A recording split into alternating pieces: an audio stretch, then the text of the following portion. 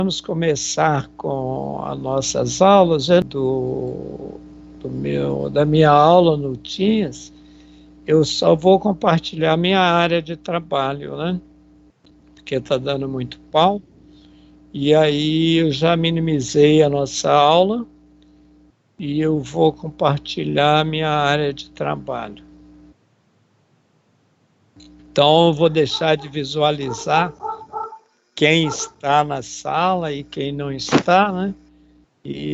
Mas tudo bem, depois, no final, eu vou entrar na lista, né, de alunos e baixar a nossa lista, tá bom? O Tim está dando umas piscadas aqui. Se sair do foco aí, me dê um aviso, tá? Dê um alô para mim. Aí, ó. Não saiu, tá bom. Bom dia, professor. Bom dia, tudo bem? Foi bem de feriado?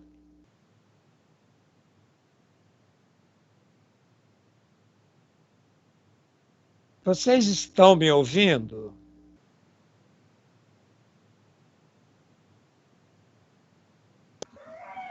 Sim, professor, estamos sim. Estão ouvindo? Excelente, obrigado.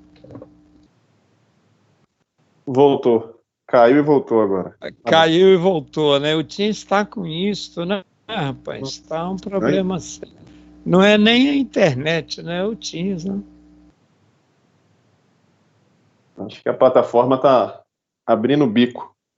Tá, eu creio. São muitas. Eu acho que só de ETECs e FATECs, né? Meu Deus do céu. Já é um número assim infinito, né, de alunos, professores, né? Então é bem complicado. Caramba, e a minha tela também não está. Vamos ver se aparece aí.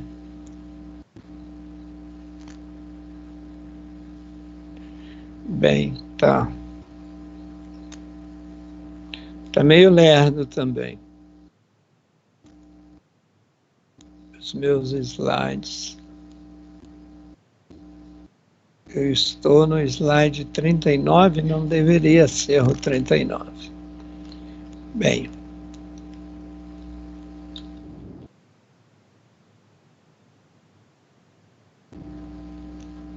Está travando um pouco, tenha um pouco de paciência aí, viu, pessoal?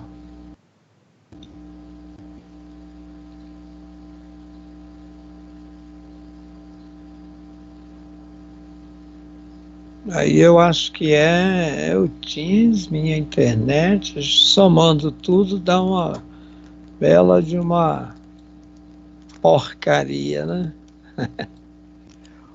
Pessoal, nós vamos falar. Vocês estão vendo a minha tela? Estão, né? Sim, professor, estou vendo. Tá bom, então tá. Nós vamos falar de calibradores, tá?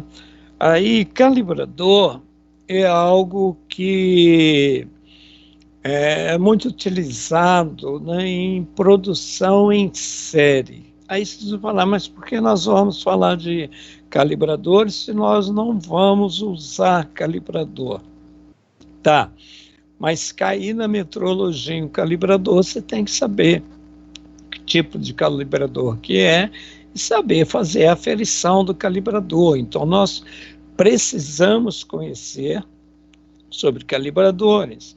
Eu usei muito calibrador e eu tenho, inclusive no nosso laboratório, não tem calibradores, tá? Eu tenho 2 comigo, mas são meus, né, esses calibradores. Mas quando você for fazer um projeto, né, vocês que são de manufatura digital, vocês vão fazer um projeto, tem que ser dentro de um processo produtivo, tem que ser checado algumas dimensões, e essas dimensões, devido à produtividade, não ter condição de ficar sendo controlado, né, por instrumentos convencionais, usa-se calibrador, né? Então, vocês vão ter que bolar os calibradores também dentro do projeto de vocês para isso.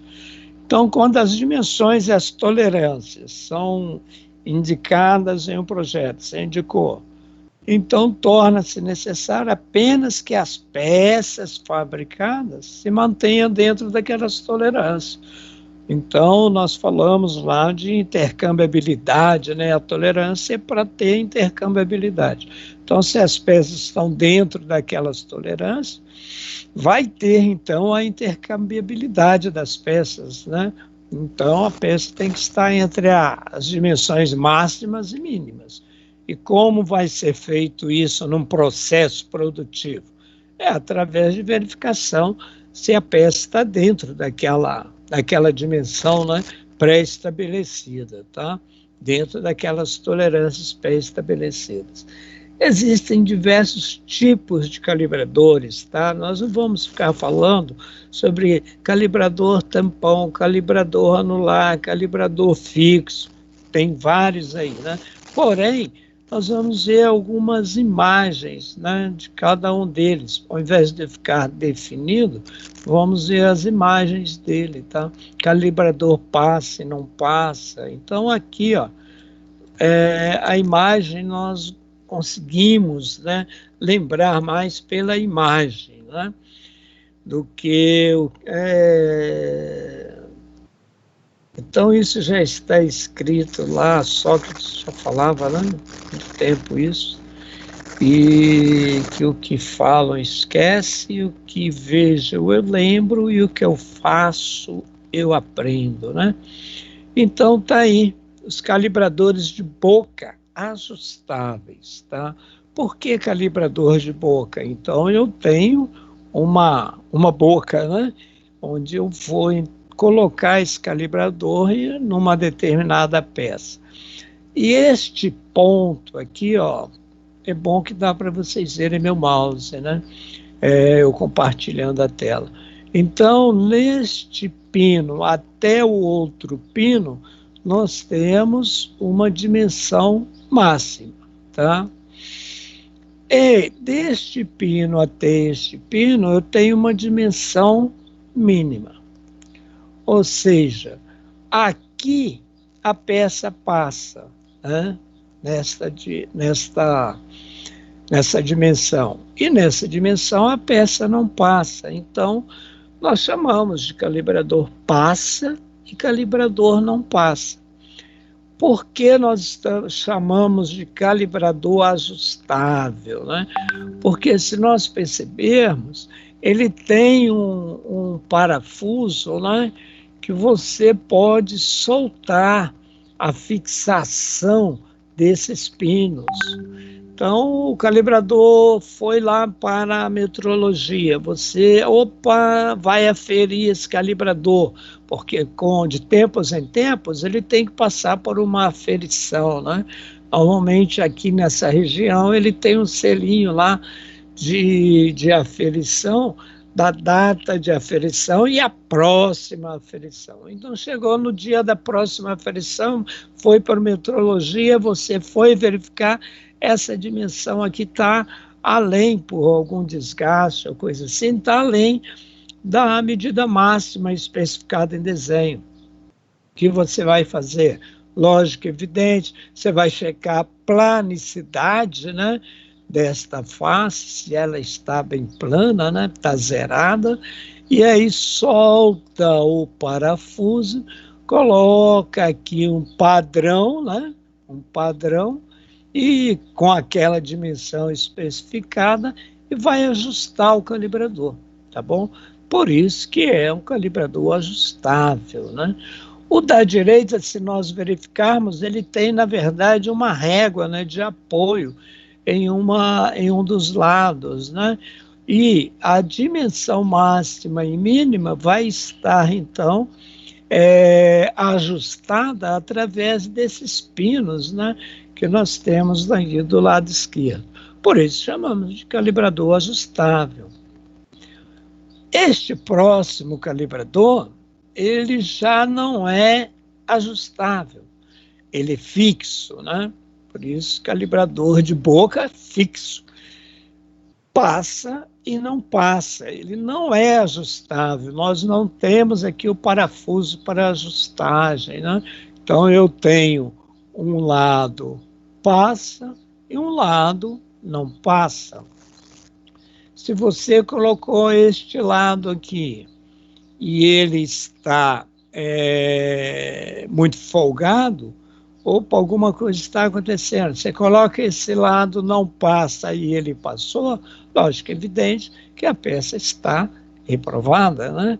Então, por isso que chama passa e não passa. Aqui nós temos um outro tipo também, né? Passa e não passa, com a dimensão máxima. Aqui, ó, nesta face, vai me dar a dimensão máxima, e aqui a dimensão mínima. Ele só vai poder penetrar, né, na peça até este ponto. Passou deste ponto, ele não pode penetrar.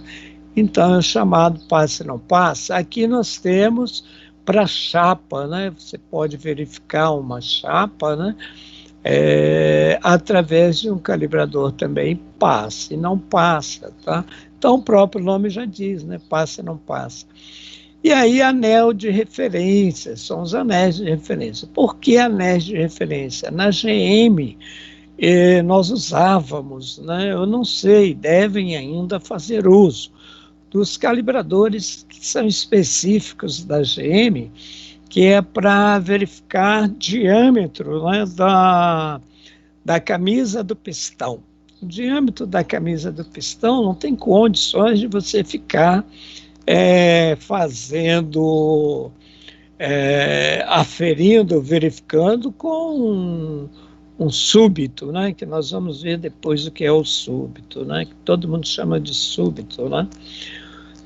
O súbito, ele pega pontos, né, de um determinado diâmetro.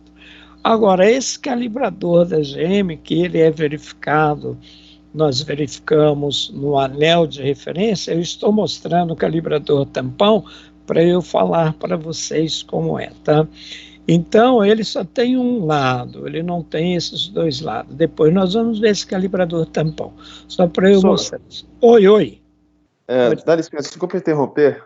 Pode falar. Quando nós temos medidas assim que precisam ser muito exatas, tipo isso que você disse aí, o calibrador a camisa do pistão, ou um próprio pistão que precisa ser bem exato, não dá para fazer calibragem por amostra, né, para saber como que é feito quando você precisa ter peças com muita exatidão de medidas. Na GM nós fazíamos 100%. 100%? 100%. Todo bloco que saía da brunideira verificava 100% a camisa do pistão. Ok? É feito 100%. Não é por amostragem, não. Obrigado. Tá bom. Inclusive, foi até bom se perguntar. Por exemplo, o calibrador de lá é o calibrador que eles chamam de Argage, sabe? Porque ele tem 3 furos, 3 pontos, né, numa ponta idêntica a esta que eu estou mostrando, do calibrador tampão, ele tem 3 pontos. Por que 3 pontos? 3 pontos definem um plano, não é isso? Então, quando você coloca dentro da camisa do pistão, você coloca um calibrador com 3 pontos, o ar vai estar pegando exatamente num plano, somente em um plano, né? Aí voltando aqui no anel. Quando eu coloco um calibrador tampão aqui dentro, ele tem 3 furos, vai estar pegando exatamente um ponto, um plano. E esse anel, vamos supor, esse anel de mínimo, e tem um anel de máximo. Aí nós colocávamos o calibrador Argage dentro do anel de mínima, e regulava a dimensão mínima. E tem uma coluna de ar na parte superior, uma coluna de ar, com um flutuador. Tá? Parece um tubo como que eles chamam lá em química? Esqueci o nome agora, mas eu vou lembrar daqui a pouco. Uma pipeta, por exemplo, como se fosse uma pipeta. Tá bom? E aí, aquela pipeta calibradinha, né? Aí, quando você coloca aqui só que ela tampada nos extremos, só tem a entrada do ar, né? Que vem lá do calibrador. Aí, o flutuador, você regula o flutuador no mínimo, aí coloca o arguês no anel de referência máximo e regula no máximo. Quando você pega esse calibrador e coloca dentro da camisa do pistão, aí aquele flutuador tem que estar entre a dimensão mínima e a dimensão máxima, tá? Ele não pode passar. E isto dado em milésimo, ok? Você que perguntou, né? Desculpa que eu não vi o nome que perguntou, mas as tolerâncias em milésimo, tá? Então, essa variação que tem nesse diâmetro é na ordem de milésimos. Conclusão. Na época, eu vim de Juiz de Fora, e eu era muito molecão, né? E eu fumava, tomava muito café, sempre gostei de bater papo, né? Gosto até hoje, diminuí um pouco, mas era pior. Vocês sabem que carioca é folgado, né? Eu não era carioca, mas era mineroca, né? Mineiro metido a carioca. Então era folgado, não tinha como. Levava muito papo, tinha muita amizade, mas gostava de perturbar muito aos outros e tal. Aí eu queria dar uma voada, e o cara que trabalhava na estação que eu era inspetor, ele trabalhava muito, sabe? O cara era uma fera para trabalhar. Nós entrávamos às 16h12 e saía às 2h12 da manhã.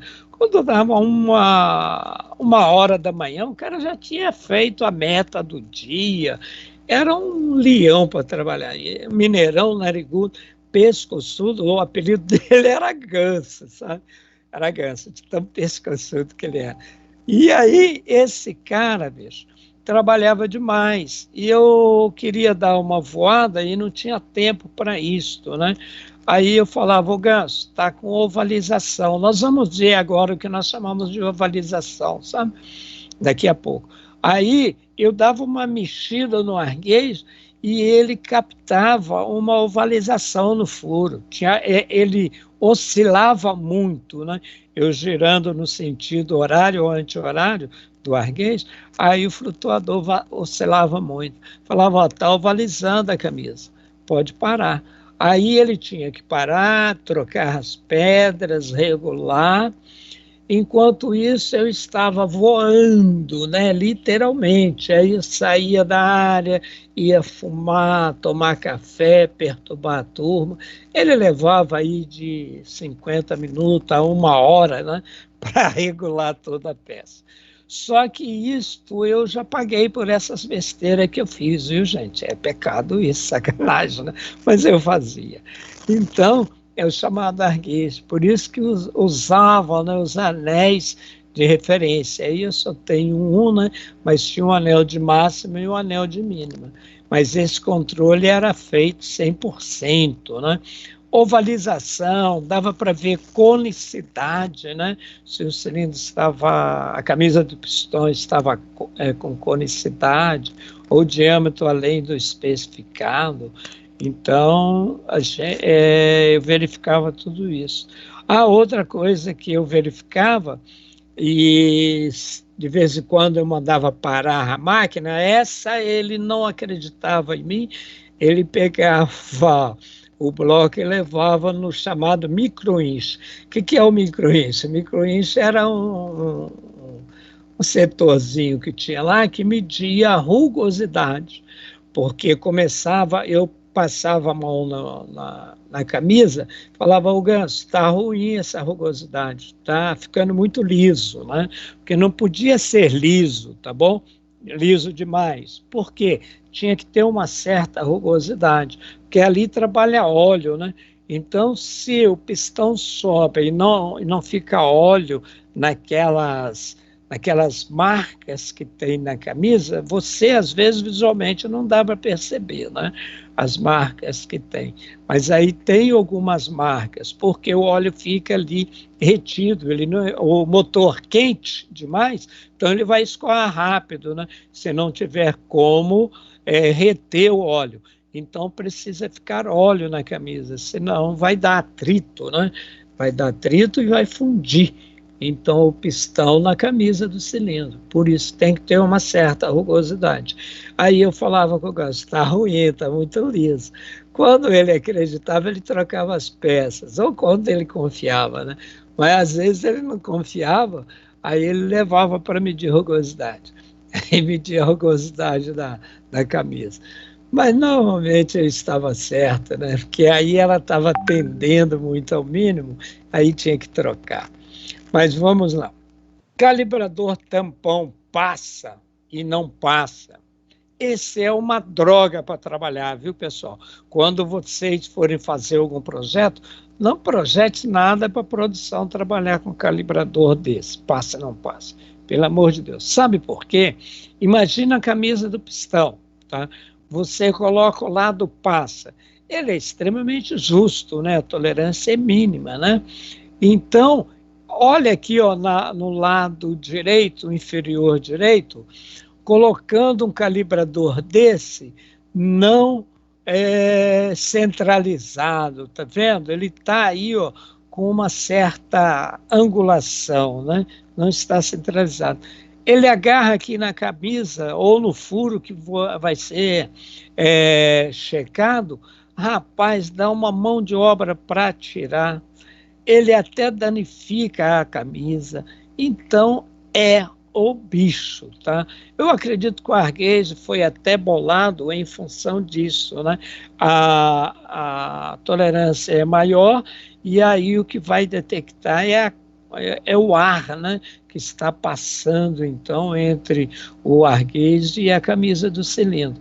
Mas quando você coloca um que é muito justo, ou se ele está muito próximo, né, da dimensão mínima, caramba, rapaz, ele gruda, dá pressão para você tirar, é uma mão de obra. Então não façam isso. Mas existe, tá? Calibrador passa e não passa.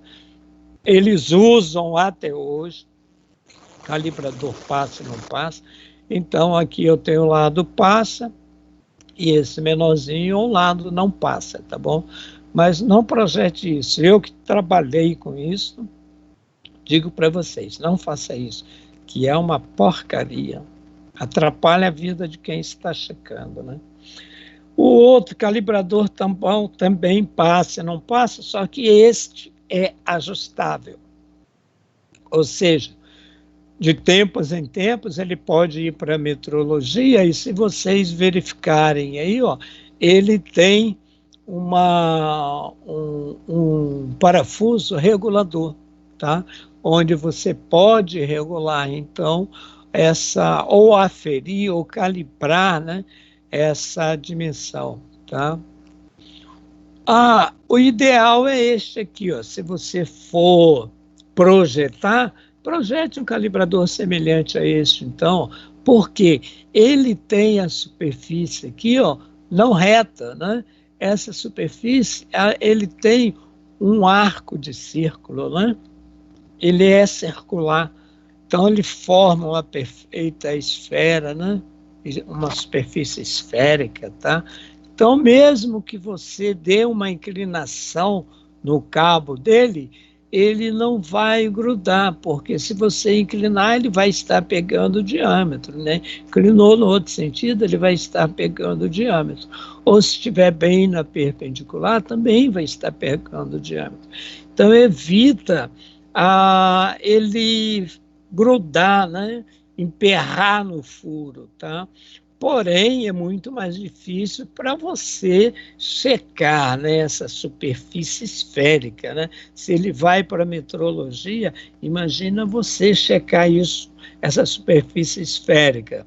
aí você vai ter que usar um projetor de perfil, ampliar, né, essa face aí para poder checar se está dentro dessa circularidade aí que ele deve ter, tá?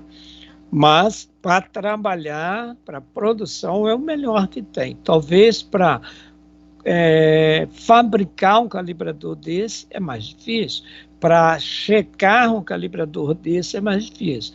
Mas como vocês são da área de manufatura, vocês vão voltar para o pessoal de manufatura. E para a manufatura o ideal é este aí, tá bom? Pode não ser para ferramentaria, pode não ser para metrologia, mas o ideal é para produção, né? Aí o outro tipo termo que nós chamamos, né? E então ele tem também uma ponta esférica, né? Então você colocando ele dentro do furo, ele jamais vai grudar, tá bom? É outro tipo de calibrador. Depois esse aqui, alguns até já devem ter visto, né? Lá no nosso laboratório nós temos um semelhante a esse aí, mas é de chapa, tá? Ele tem lâminas, desculpa, veio a palavra chapa, não sei porquê, mas são lâminas que tem aqui, ó, nessa. É muito usado na aeronáutica, tá? Aquele para manutenção, né? Eles usam muito calibrador de lâminas, tá? Que é para verificar folgas, tá bom? Verificação de folgas.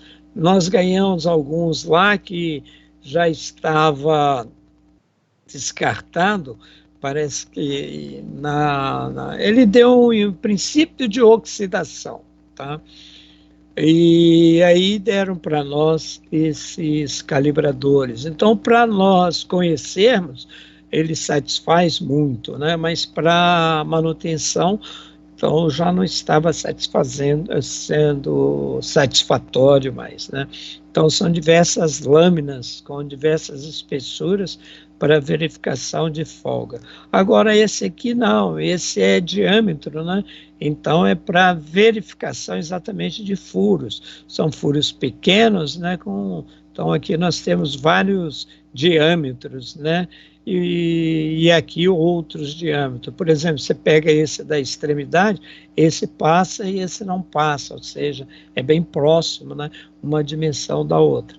Um outro semelhante a este, alguns aí já fizeram Senai, né? E tem também calibrador para verificar rosca, tá bom? Então ele é especificado aqui o tipo de rosca, né? Por exemplo, um AM10 de passe, sei lá, eu nem lembro agora exatamente os passes da rosca, né? Mas vamos jogar aí o passe aí de 3 milímetros, né? Uma rosca AM10. Então você coloca o calibre, ele tem exatamente aquele serrilhado da rosca, né? Aí você coloca o calibre no serrilhado da rosca e coloca contra a luz, né? Aí dá para você verificar se o passo e o diâmetro interno, né, e o diâmetro externo estão dentro do especificado. Então é calibrador também, não só de furo semelhante a esse, mas calibrador de rosca, tá bom? Que existe. Ótimo. Aí nós falamos de calibradores para vocês, porque vocês devem encontrar aí no trabalho de vocês futuro alguns calibradores, tá? Na vida profissional. Bem, nós falamos lá atrás de tolerância. Agora nós vamos ver com mais detalhes um pouquinho a parte de tolerância. Eu não sei se alguém já falou para vocês sobre tolerância, tá? Em usinagem. Não sei, vocês tiveram a disciplina de usinagem? Por favor, alguém poderia responder? Alô? Estão me ouvindo? Professor, a gente apenas teve o CAN, né? Mas matéria relacionada à usinagem própria, assim, não. Não, diretamente, né? Ah, tá, só foi o CAN. Tá bom, Uhum. excelente, muito obrigado. Então, aí já não entra nesse detalhe, né? Gozado, eu imaginei que vocês tivessem tido usinagem, especificamente usinagem, né? Eu falo de usinagem com o pessoal de GPI, mas não é exatamente usinagem. GPI eu falo de processos de fabricação, né? Então, eu não sei se você